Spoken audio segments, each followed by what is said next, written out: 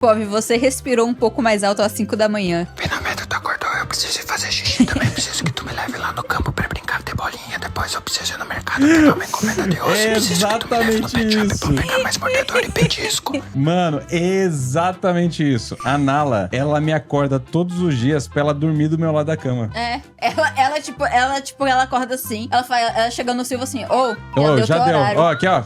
Já aqui, deu ó. teu horário, agora é minha vez de deitar aí. Aí o Silvio levanta, ela deita 5 da e manhã. ela dorme comigo. E E o ela mais dorme- impressionante é que ela dorme com a cabeça no travesseiro do meu lado. sim, é bizarro. Ela coloca a Ela cabeça coloca no aqui, ó. travesseiro. E vai. Mano, e não Do é que meu ela lado. assim, ela fica acordada. Não, ela capota, velho. Sim. Ela dorme, ela ronca, tá ligado? Sim. É estranho. Eu chego lá, ela tá... Ela é um cachorro consciente demais. É muito consciente. Ela tá muito ligada no Ela rolê. sabe de algo. Ela sabe. Real.